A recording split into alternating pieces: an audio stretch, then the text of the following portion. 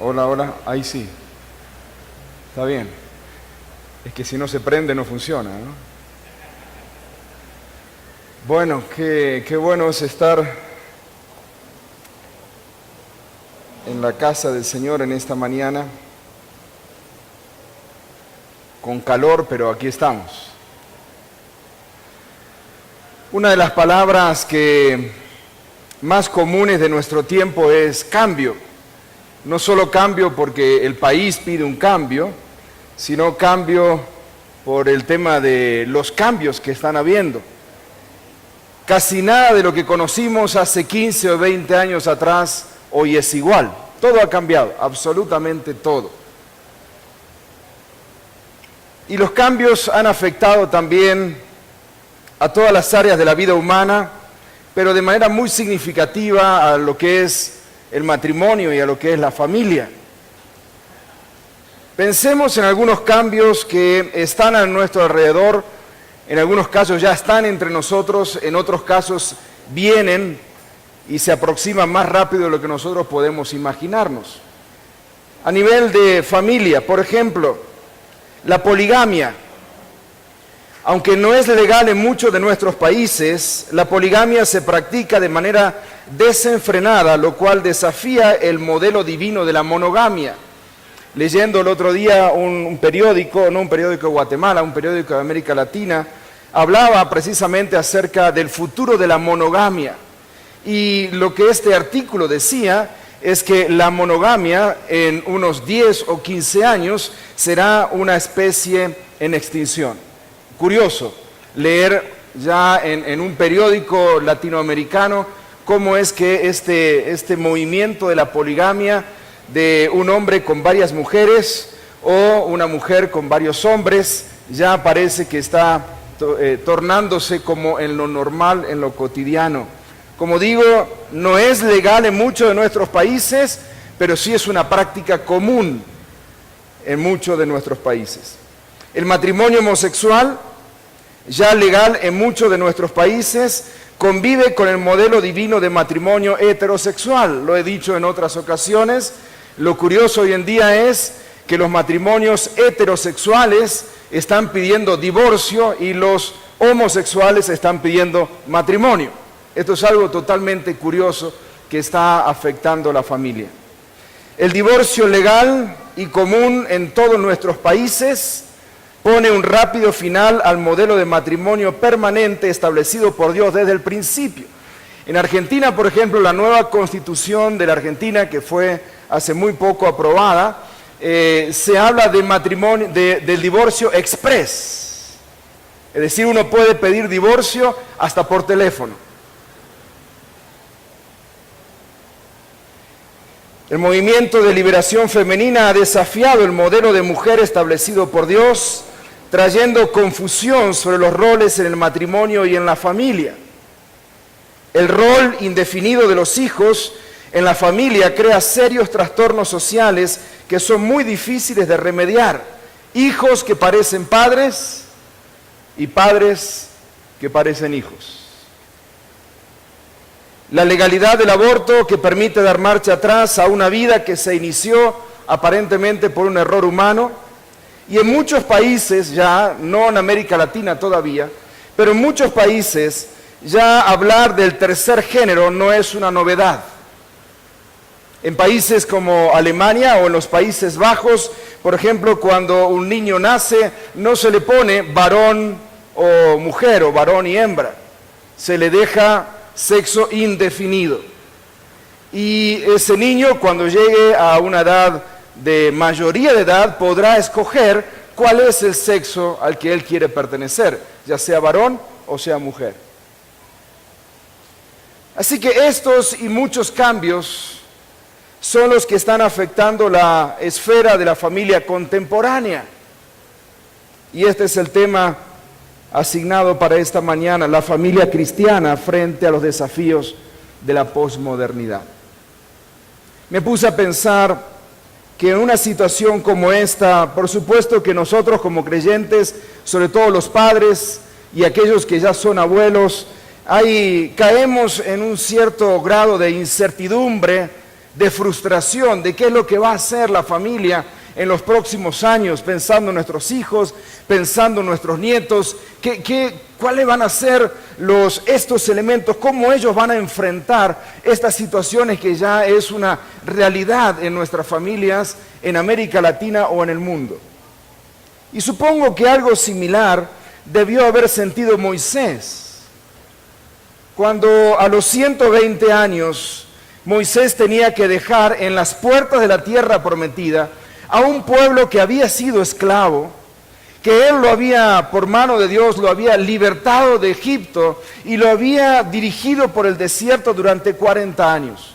Un pueblo que había sido esclavo, un pueblo que había sido nómada durante 40 años en el desierto, ahora tenían que entrar en una tierra prometida, en una tierra que habitaban pueblos paganos, pueblos con muchos dioses, pueblos que adoraban a muchos dioses con costumbres totalmente distintas de las que traía este pueblo que venía desde Egipto y que venía caminando por el desierto durante 40 años. Moisés sabía que él no podía entrar al pueblo a la tierra prometida, sino que alguien más iba a entrar al pueblo a la tierra prometida. Pero antes de dejar al pueblo en las puertas de la tierra prometida de Canaán, Moisés escribe el Deuteronomio. Y usted puede buscar el libro de Deuteronomio porque vamos a estar reflexionando un poquito en algunos de los pasajes. Deuteronomio es una ampliación, una reiteración y una ampliación de la ley de Moisés.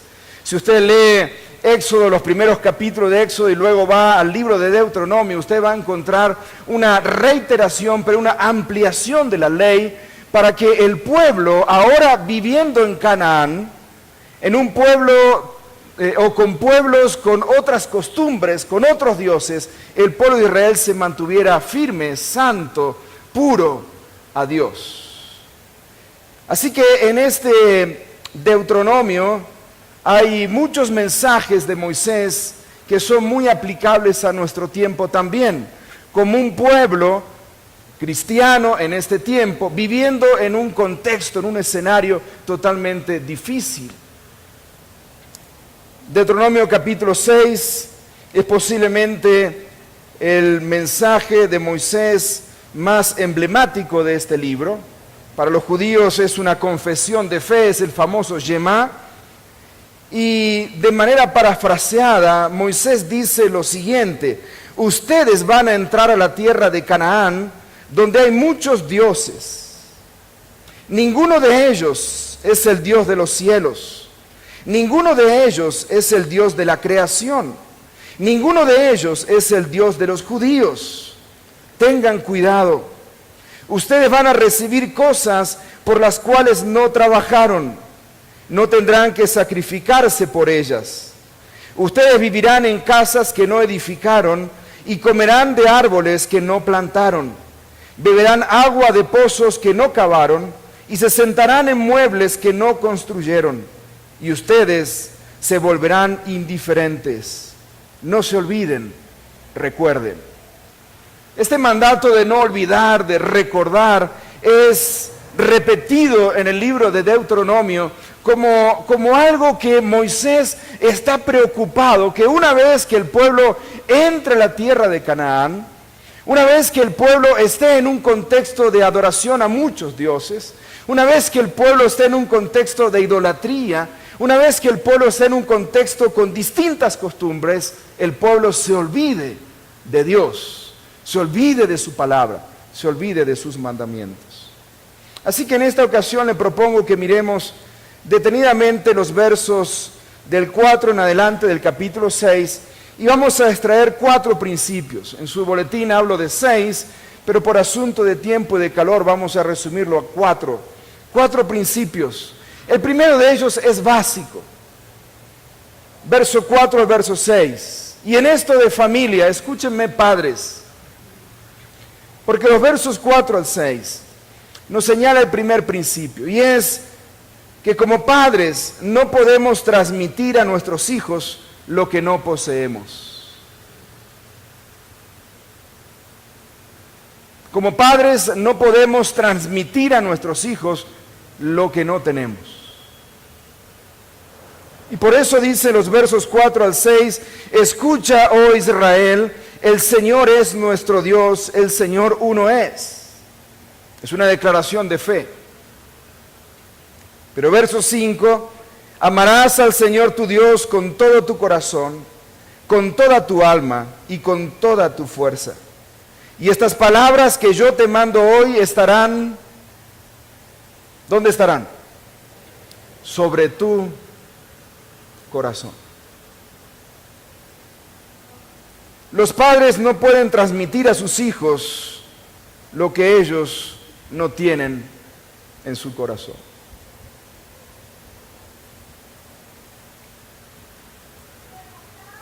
Y en medio de una situación como la que estamos viviendo como familia, en un contexto difuso, en un contexto muy difícil,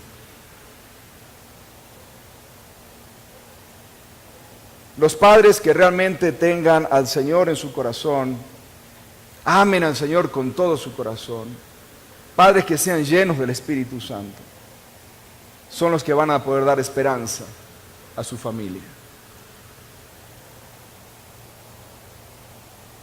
Padres que amen al Señor, mire cómo lo describe el amor, con todo tu corazón, con toda tu alma y con todas tus fuerzas. En otras palabras, lo que está hablando aquí es de integridad. Todo mi ser ama al Señor. No es solo una parte de mí que ama al Señor. No es solo una parte de mí que ama al Señor y otra parte de mí que ama otras cosas aparte del Señor. Lo que se requiere son familias que estamos viviendo en situaciones difíciles. Lo que requiere son padres que amen completamente al Señor. Y como padre yo le animo a usted, colega, es que continuamente estemos revisando nuestro corazón, nuestro amor al Señor, que continuamente como padres estemos revisando nuestro amor al Señor. ¿Cómo está nuestro amor, nuestra entrega? ¿Cómo está nuestro deseo de agradar al Señor continuamente? Porque en el momento en el que usted y yo como padres, o usted como madre, en el momento que como padres nosotros nos volvamos vacíos de Dios, entonces nuestra familia se va a vaciar. Porque no podemos transmitir a nuestros hijos lo que nosotros no tenemos. Es imposible, no resulta. El amor al Señor en este contexto no tiene nada que ver con un amor romántico, con el amor romántico entre un hombre y una mujer, no tiene nada que ver con eso. No tiene nada que ver con amar al Señor, es ese amor que, ay, cuánto lo amo yo al Señor. No se trata de eso, no es el amor romántico que está en una pareja. El amor, sobre todo en este contexto, tiene que ver con elección, con decisión. Tiene que ver con las decisiones que nosotros tomamos. El pueblo está por entrar a una tierra desconocida donde hay muchos dioses a su alrededor y el pueblo va a tener que escoger seguir a Dios en medio de la competencia de otros dioses. Y ahí es entonces donde se va a ver quién es el pueblo que realmente ama al Señor. Y nosotros como padres estamos continuamente tomando decisiones y Dios está compitiendo, y permítame usar esa frase, que por supuesto Dios no compite con nadie, pero para que usted y yo entendamos, Dios está compitiendo con muchas cosas en nuestras vidas. El tiempo del Señor está compitiendo con el tiempo de nuestros negocios. Nuestro servicio al Señor está compitiendo con la necesidad de hacer más dinero en este tiempo. Nuestra adoración a Dios está compitiendo con tiempos de relax, tiempo de descanso.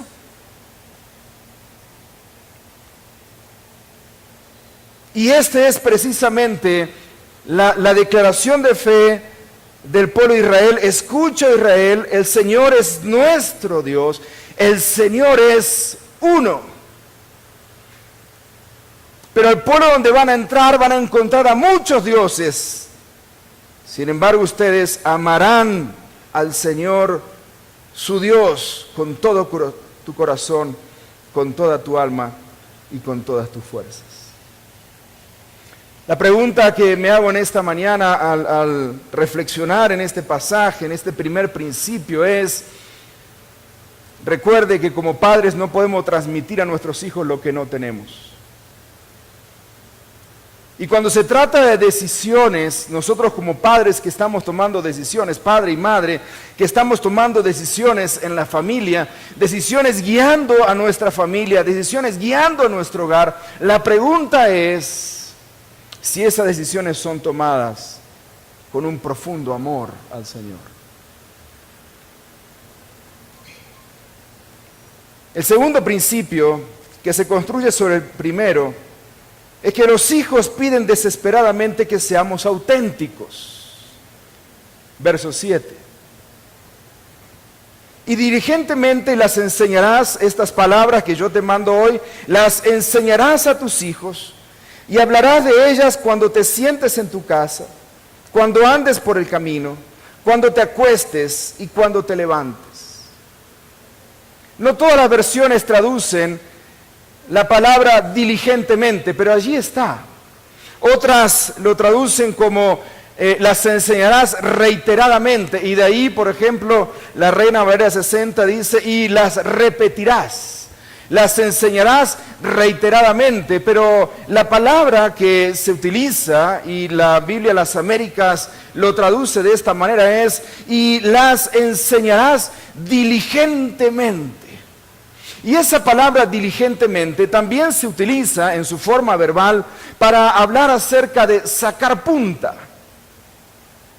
Y el texto lo que está queriendo decir Moisés es: ustedes deben afilar a sus hijos deben estar afilados para enfrentar la sociedad que van a enfrentar ahora en Canaán.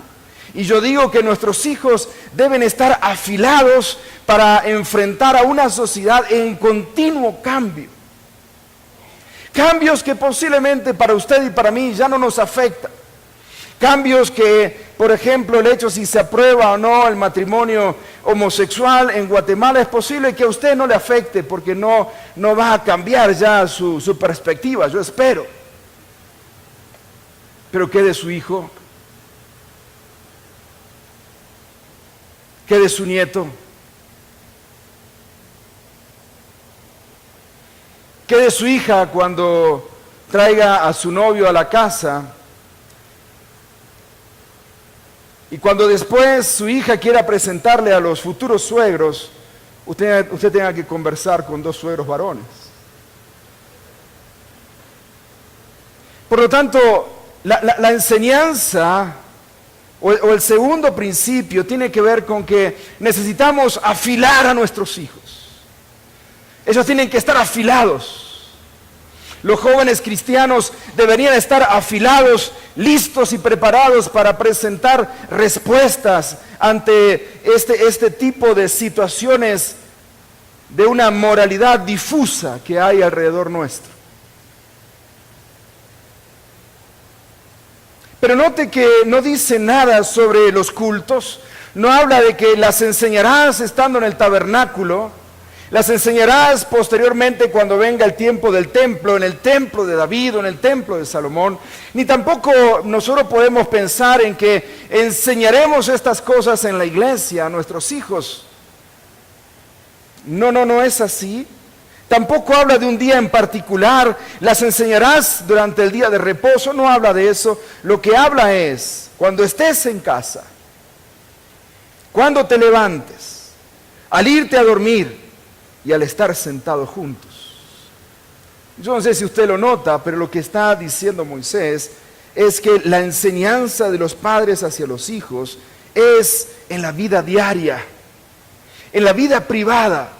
En la vida privada de la casa, en la vida privada, hoy podríamos hablar mientras andamos en el auto, mientras andamos en el bus, mientras caminamos, mientras hacemos negocio. Cuando estamos haciendo negocios y nuestro hijo nos está viendo, ahí es donde nosotros estamos enseñando la palabra del Señor. Es en todo momento, en todo lugar, continuamente. Y nuestros hijos aprenden observando, queridos hermanos. Los niños son brillantes observadores, brillantes. Los adolescentes son casi genios cuando se trata de discernir la motivación de uno. Ellos disciernen a una persona falsa a la distancia, lo olfatean, tienen un olfato especial. Y cuando un adolescente dice,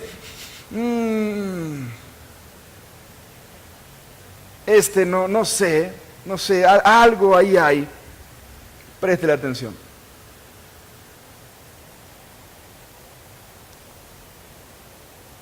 Los muchachos de hoy exigen a viva voz autenticidad. Escuchen bien que no estoy hablando de perfección. Ellos saben que no somos perfectos. Amén, jóvenes. Ellos saben que nosotros como adultos no somos perfectos. Ellos saben que como padres nosotros nos equivocamos. Ellos saben que como hombres tomamos a veces malas decisiones. Ellos saben que como mujeres también a veces ustedes, mujeres, toman decisiones malas. No estamos hablando de perfección. La juventud de hoy no está buscando perfección porque sabe que no la va a encontrar.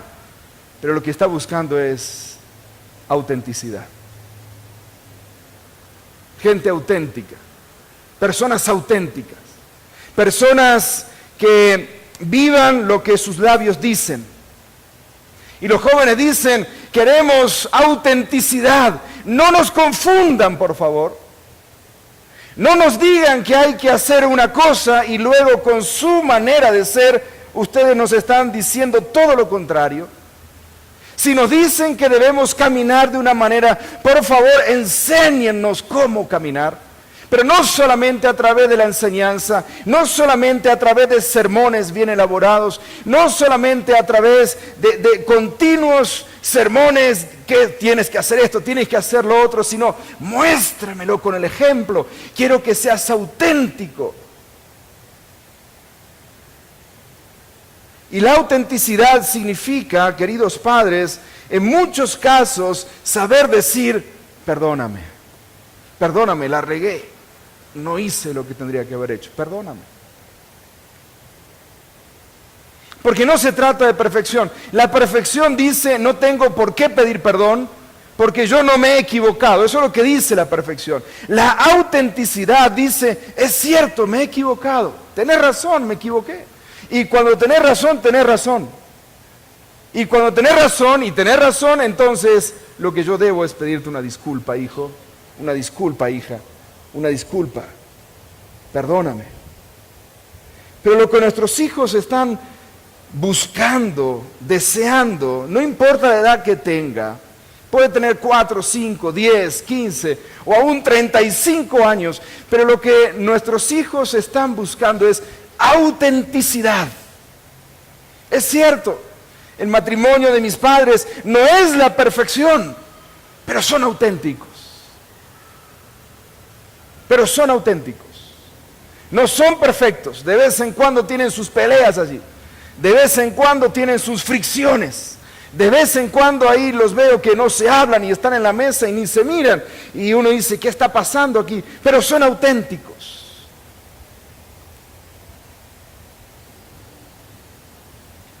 En una investigación desarrollada entre adolescentes privados de libertad, en una correccional de menores, ellos identificaron 10 cosas que les pedirían a sus padres que hicieran o que hubieran hecho y que si sus padres hubieran hecho posiblemente, no seguro, pero posiblemente el futuro de ellos hubiera sido distinto.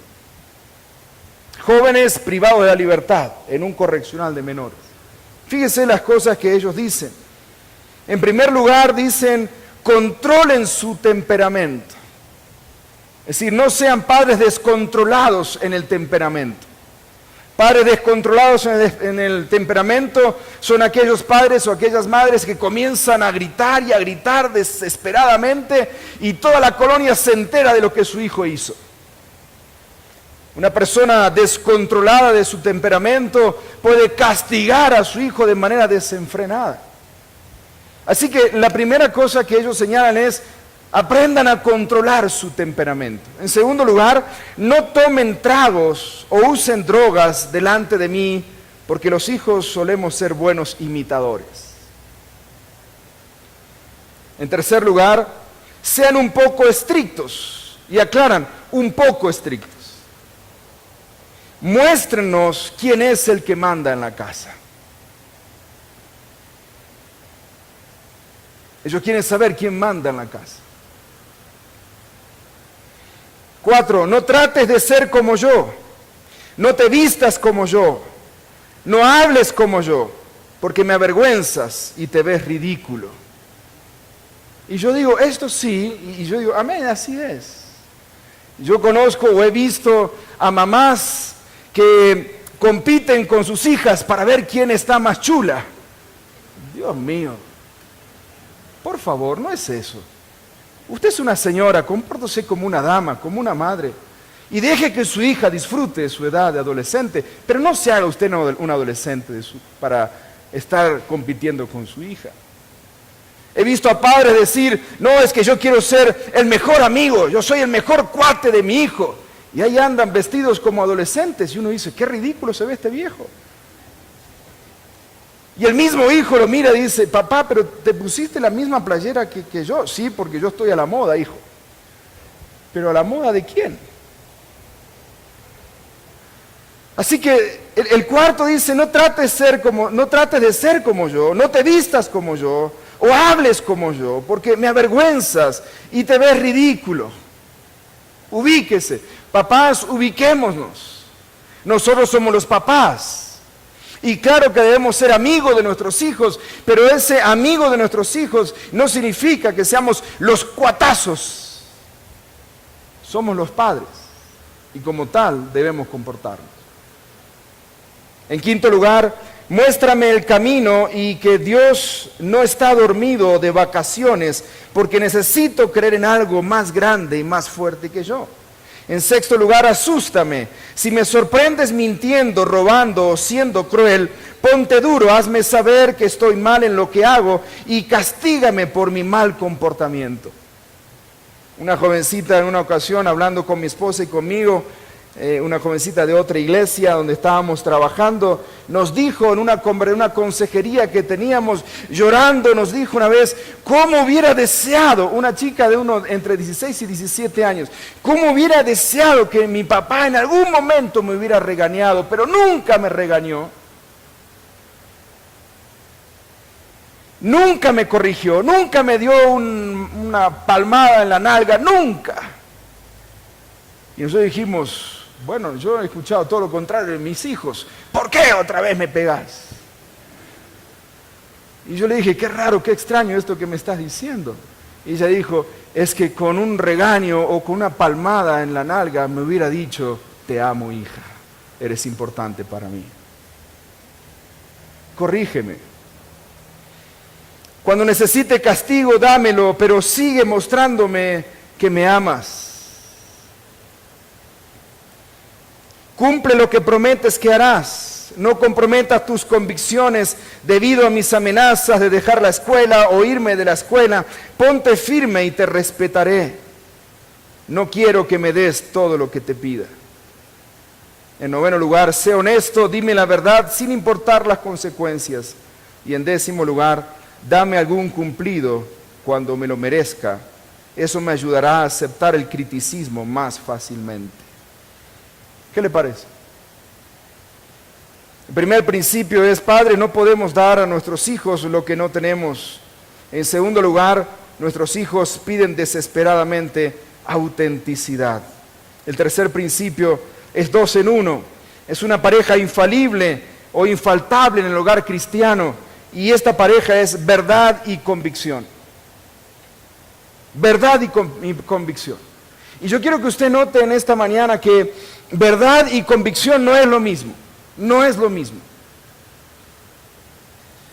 Por lo tanto, esta idea de verdad y convicción tienen que ser parte de nuestro hogar, de nuestra familia, en este mundo en el que vivimos. Mire lo primero en cuanto a la verdad, verso 8 y verso 9. Y estas palabras que yo te mando hoy, las atarás como una señal a tu mano, y serán por insignias entre tus ojos, y las escribirás en los postes de tu casa y en tus puertas. Moisés le dice a los israelitas, cuando entren a la tierra de Canaán y vivan en casas que no edificaron, y no hayan sacado a todos los enemigos que les dije que debían sacar de la tierra, va a llegar la hora y el día en que tendrán que actuar. Y quiero que sus hijos sepan desde temprana edad que me pertenecen a mí. Así que pongan mis palabras en sus puertas, pónganlas en sus frentes, átenlas en sus manos, para que no se olviden de ellas. Hijos, cuando ustedes entren en su Canaán, que puede ser la universidad, su primer trabajo, sus nuevos amigos, su primer novio, su primera noviecita, y vean y escuchen el estilo de vida de los que viven allí, las palabras de Moisés o la palabra de Dios cada vez se va a escuchar más bajo y más bajo. Ya no van a ver la nube y el fuego guiándolos de noche, y estarán por su cuenta. Ya no estará mamá, ya no estará papá, ya no estará el líder de joven, ya no estará el pastor. No habrá tiempo para eso. No habrá tiempo para levantar el teléfono y con los amigos allí diciendo, ¿qué tal si hacemos tal cosa? Deme un momentito, voy a llamar a mi mamá porque esa es una mujer de oración, le voy a preguntar a ver qué es lo que puedo hacer. No hay tiempo para eso. Hay que decidir en el momento. Cuando entres en una relación con un jovencito o una jovencita, que puede ser que sea un jovencito de iglesia, pero que no necesariamente tenga convicciones firmes, y cuando ese jovencito o esa jovencita te pida hacer cosas que tú sabes que no sé, o al menos dices, yo creo que esto no es correcto, no vas a tener tiempo y posiblemente ni la valentía de llamar a tu líder de joven o al pastor para decirle, mira, mi novio me está diciendo que me saque la ropa, ¿qué hago?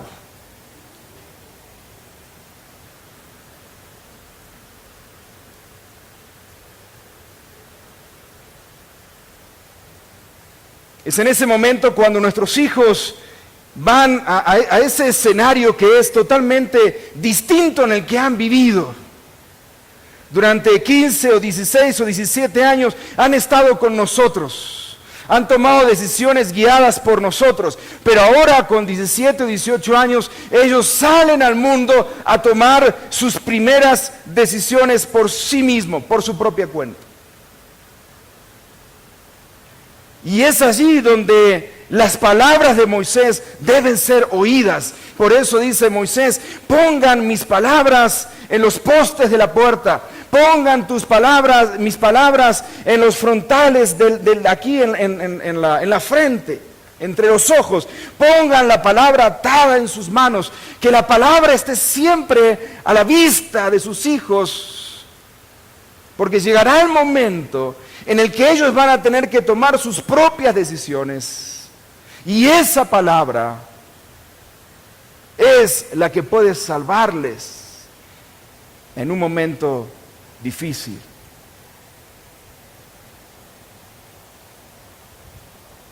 Así que en primer lugar, queridos hijos, jóvenes, adolescentes, recuerden la palabra de Dios enseñada en casa y en la iglesia. Pero en tiempos de una ética en crisis como lo que estamos viviendo, necesitamos no solo cristianos que conozcan la verdad, necesitamos cristianos con convicciones firmes. Porque la verdad no es un compromiso profundo si no se tienen convicciones valientes. Mire lo que dice verso 13 al 18. Temerás solo al Señor tu Dios y a Él adorarás. Y jurarás por su nombre.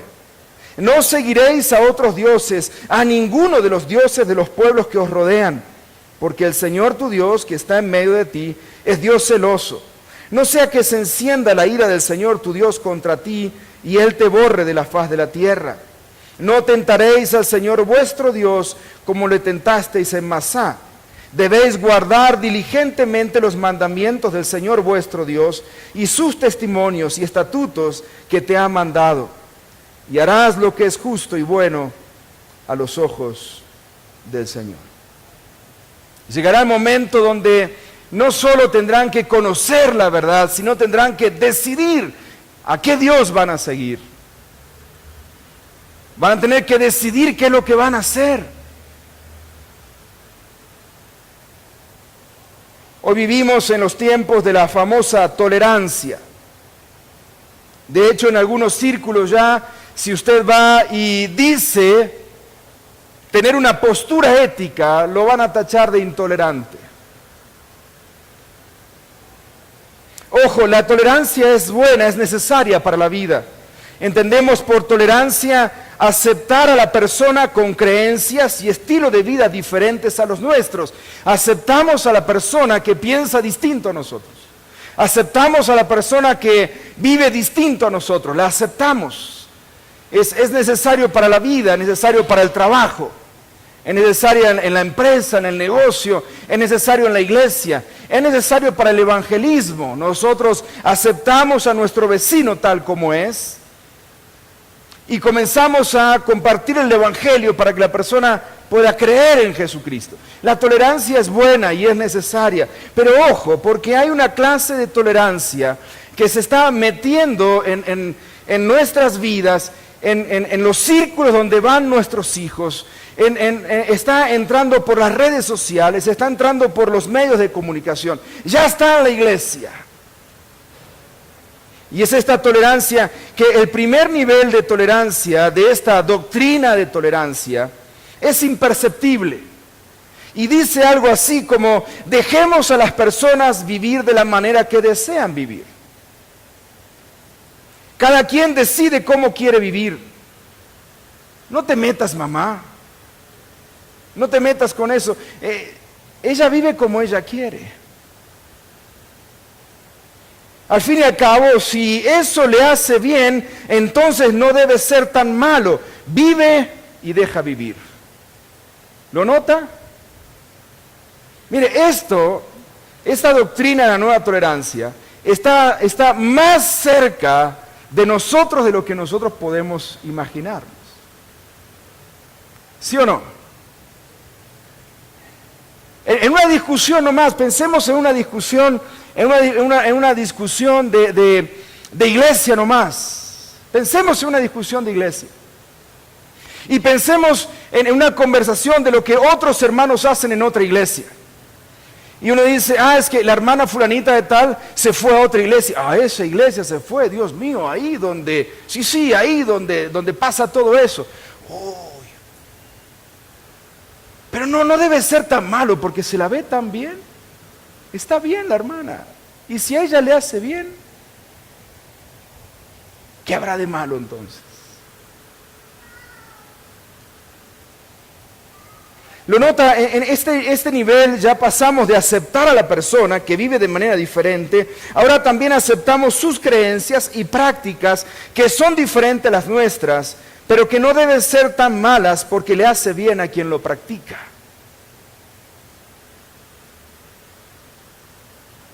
Y eso ya está entre nosotros, en nuestra manera de pensar, esto ya está metido en la manera de pensar que nosotros tenemos. ¿Por qué? Porque nos faltan convicciones claras de la palabra del Señor. Porque estamos viviendo en un tiempo donde la palabra sí se enseña, gracias a Dios, la palabra sí se predica, pero donde hay falta de convicción de la palabra.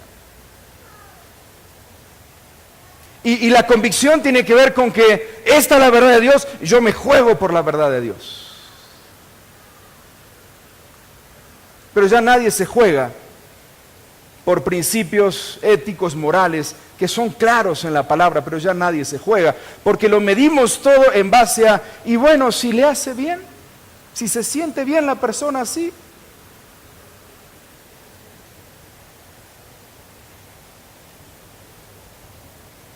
El segundo nivel, y es más peligroso, dice algo como: tu creencia y tu forma de vida es tan válida como la mía.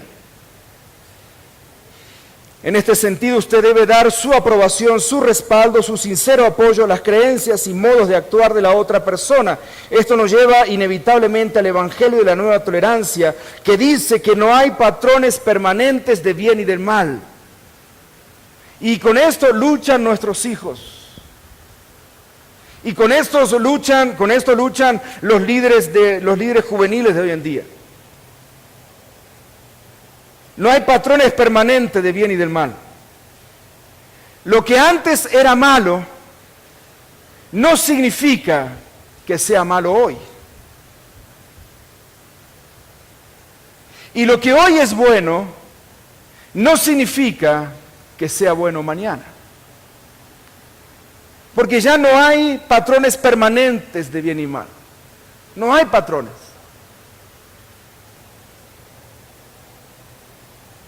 Lo que es bueno para ti no necesariamente es bueno para mí, y lo que es malo para ti no necesariamente es malo para mí. Por lo tanto, cada uno de nosotros establecemos nuestras normas propias de conducta. Cuando eso sucede, entonces, queridos hermanos, yo lamento decirle que entonces la palabra de Dios ya no tiene sentido. Porque la palabra de Dios, sobre todo lo leemos en Deuteronomio capítulo 6, establece una norma para todo el pueblo de Dios y permanente para todos los tiempos.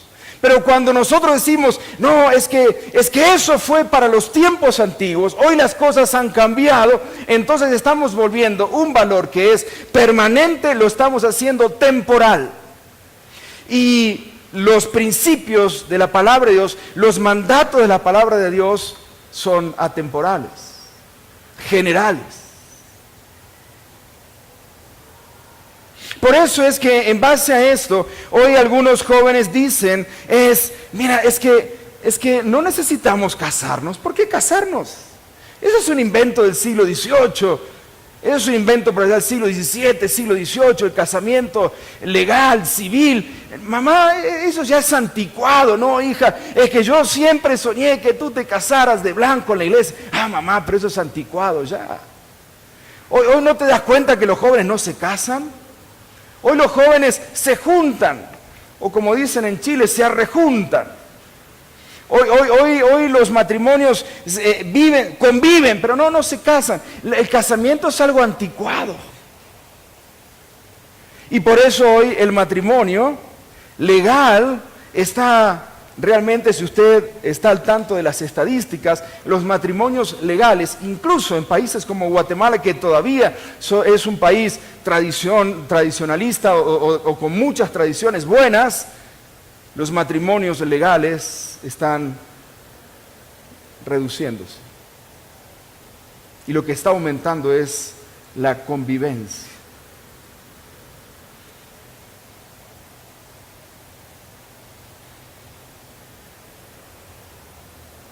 Ni hablar de llegar virgen al matrimonio. Por favor, mamá.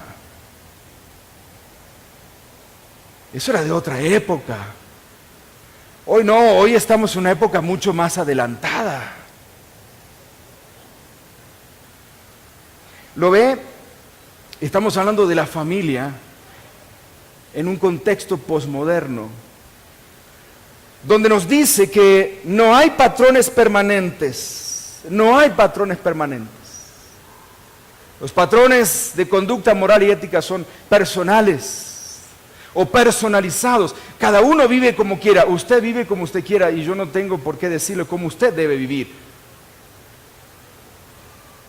Y lo que antes fue bueno o lo que antes era válido para la comunidad en general, para la sociedad en general, lo que eso era un bien conocido para toda la sociedad, eso hoy no necesariamente es, eso ha cambiado. Por eso es que nuestros hijos hoy batallan con eso, nuestros jóvenes hoy batallan con esa situación.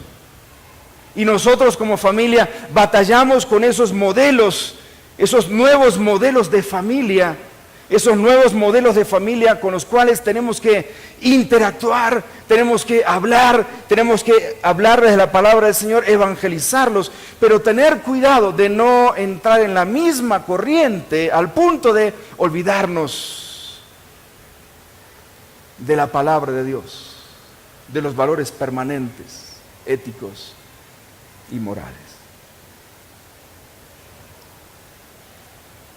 Si usted piensa que sus hijos no batallan con esto, entonces usted tiene que darse una vuelta por la universidad, por el colegio. Usted tiene que entrar a la universidad, por más cristiana o no cristiana que sea, tiene que dar una vuelta por la universidad. Y cuando usted camina por allí, por la universidad, por donde anda, donde estudia su hija o su hijo, usted va a ver allí a dos jovencitas sentadas tomadas de la mano. No son primas. Lo primero que nosotros pensamos, los que tenemos de 40 años para arriba, que estamos en la antigüedad todavía, decimos, deben ser primas, deben ser hermanas, pero luego vemos que se dan un beso y dice, eso no es beso de prima o de hermana, ¿no? Porque es un beso que quedan pegados por varios segundos.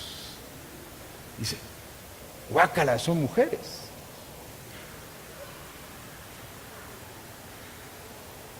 O solo usted, mire, no tiene que ir a la universidad, vaya a la Sexta. Vaya a la Sexta y usted caminando por la Sexta, usted va a ver a jovencitos de 13 o 14 años caminando no solo afeminadamente, sino afeminadamente, pero también de la mano, dándose besitos por la calle, en la plaza, en la Sexta, aquí en Guatemala.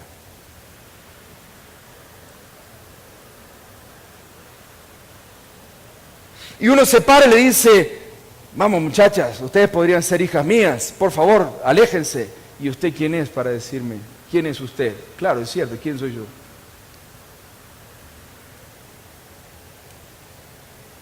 No hay valores permanentes. No hay valores permanentes. Y la sociedad lo que está haciendo es que los valores permanentes realmente desaparezcan. Porque incluso ya no hay valores permanentes en la familia. Pensando en nuestro propio hogar, en nuestra propia familia. Aquellos que tienen hijos casados, los hijos casados le dicen a usted como padre, le dice mamá o papá, pero eso era en el tiempo de ustedes, hoy los tiempos han cambiado. Pero no estamos hablando de cocinar en microondas o cocinar a fuego lento o cocinar al carbón. No estamos hablando de ese tipo de cambios que por supuesto son positivos y gloria a Dios por el microondas. No estamos hablando de ese tipo de cambios. Estamos hablando de cuestiones que tienen que ver con la moral, con la ética, que tienen que ver precisamente con los patrones morales que tienen que reflejar el pueblo de Dios. No importa en el tiempo en que vivamos, no importa el tiempo en el que vivamos, no importa cuánto cambie en la sociedad, lo que Dios ha establecido para la familia son valores atemporales para todos los tiempos, valores como que un matrimonio está formado entre un hombre y una mujer, donde un hombre y una mujer se deben lealtad y fidelidad entre ellos. Por lo tanto, no se permite la poligamia, ni legal ni ilegal, no se permite nada de eso, porque hay una lealtad, una fidelidad que los dos se deben el uno al otro. Una familia donde el padre es la cabeza del hogar, donde el padre, por más movimiento femenino que pueda haber, el padre es el responsable de la casa, el responsable delante de Dios para guiar el matrimonio, para guiar la familia. El padre es el sustentador por excelencia. El padre es el que defiende la familia, porque por eso nos dio Dios más fuerza para proteger a nuestra familia. Y la madre es esa persona que le da el toque femenino a la casa, es esa persona que trabaja, es profesional, que complementa el salario del esposo, que se mantiene en una posición de sumisión, de compañerismo frente al esposo, que está cerca de sus hijos, es la primera voz que sus hijos escuchan frente a los problemas, teniendo 2, 3, 4, 5, 15 años. Esos son los patrones atemporales que Dios ha establecido, y yo sé que ya alguno de ustedes está pensando, pero este sí que está anticuado. Llámeme anticuado, llámeme intolerante, póngame la etiqueta que usted quiera, la llevaré con gusto. Porque la palabra de Dios no es solo para conocerla, sino para vivir con convicciones firmes, como es que ella lo establece. Amén, iglesia. Es que yo no sé cuál es. Miren, hermanos, hay hombres, varones, creyentes, que no saben cuál es el rol que tienen en su familia.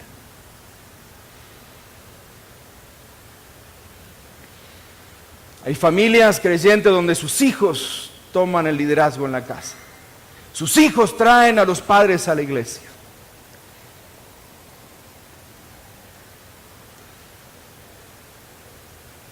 No es problema de conocimiento, es problema de falta de convicción. Y hace varios años atrás, en los años 80, el doctor John Walvoord, expresidente del Seminario Teológico de Dallas, en un acto de graduación, se volteó hacia los profesores que estaban allí en ese acto de graduación. Estaban todos los graduandos allí y estaban todos los familiares y amigos de los graduandos. Y él se volteó a los profesores y les dijo: hombres, mi temor es que estamos graduando estudiantes con muchas creencias, pero pocas convicciones. Y yo digo, mi temor es que hoy estamos predicando la palabra a un pueblo de Dios que conoce la palabra, pero que no tiene convicciones. Verdad y convicción. Una pareja insustituible en el hogar de hoy. Porque la familia de hoy, el cristiano de hoy, va a haber ocasiones donde no va a poder ser diplomático, donde va a tener que pararse firme en sus convicciones y decir: esto no se trata de diplomacia, esto no se trata de política, esto no se trata de nada, esto se trata de que son mis convicciones. Y mis convicciones están fundadas en la palabra de Dios y estoy dispuesto a morir por ellas. Y un pueblo de Dios en estos tiempos que no tenga convicciones basadas en la palabra de Dios es un pueblo a la deriva. Es una familia que está azotada por el fuerte oleaje de una sociedad posmoderna o contemporánea, como usted quiera llamarla, que ha tirado abajo a todos y absolutamente todos los valores morales, diciendo que ellos son temporales. Le debo el cuarto principio, pero así de manera muy rápida por asunto de tiempo, es simplemente recuerden, recuerden y recuerden. Y así termina Moisés en el capítulo 6, donde dice, verso 20, mañana cuando te pregunten tus hijos diciendo, ¿qué significan los testimonios y estatutos y decretos que Jehová nuestro Dios os mandó? Entonces recuérdales a tus hijos, nosotros éramos esclavos de Faraón en Egipto y Jehová nos sacó de Egipto con mano poderosa. Mis queridos hermanos, cierro con esto. El valor que tiene la historia o las historias en nuestra casa. No minimice el valor de las historias. ¿Sabe cuáles son los valores de la historia? O las historias que tienen mucho valor. Mi hija Sol me dice, papá, ¿cómo se conocieron con mamá? Oh, eso es una historia, poderosa historia. Poderosa historia. Siéntate, te voy a decir cómo nos conocimos. Esas historias, las historias de cómo usted llegó al Señor, la historia de cómo hizo la casa que usted tiene, la historia de que cómo comenzó la empresa, el negocio, por qué se metió en el ministerio, la historia de cómo conoció, la historia de cómo usted ahorraba los centavitos que su papá le daba para comprar un agua en la escuela, cómo usted lo ahorraba para luego invitar a su novia al cine, para llevarla al cine. O en lugar de comprarse un agua, lo que usted hacía era ahorrar los centavitos para poder pagar el bus para ir a visitar a su comprometida o a su novia que vivía en la otra punta de Guatemala. Esas historias son las que nuestros hijos deben oír. Son las historias que van a hacer la diferencia entre hijos afilados para enfrentar al mundo o hijos desafilados que frente a la corriente del mundo no saben qué hacer. No pierda la oportunidad de contar historia. Apague la televisión, apague Netflix, apague todo lo que usted tenga por allí y cuente historia, sus historias, las historias de su vida, diciéndole: yo antes era esto, hice esto, pero el Señor fue el que maravillosamente me condujo durante todo este tiempo. Amén, iglesia. Cuente las historias, póngalo en práctica, póngale ruidos, haga gestos, gesticule, cuente la historia y dice: ¿cómo conocí a tu mamá? No, si no está entusiasmado, póngale entusiasmo, pero cuente la historia, porque esa historia es lo que va a permitir a que su hijo o su hija se mantenga arraigado o arraigada en los valores que usted como familia quiere mantener en alto. Tengamos una palabra de oración muy rápida. Señor, en medio de un mundo que cambia, también nuestras familias, Señor, están golpeadas por los cambios. Por eso te pedimos, Señor, que en medio de estos cambios, de esta cultura contemporánea en la cual vivimos, donde los valores se han vuelto, Señor, temporales, pasajeros, ayúdanos a tener convicciones firmes en tu palabra. Ayúdanos a ser padres llenos de ti para que podamos dar a nuestros hijos.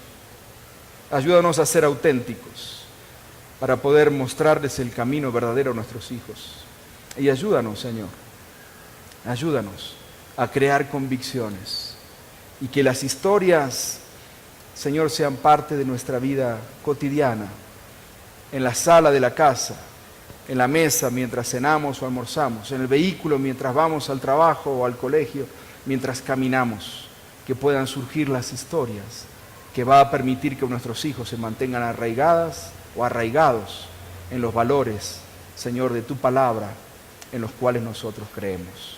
Gracias, Señor. Bendice nuestras familias en el nombre de Jesús. Amén.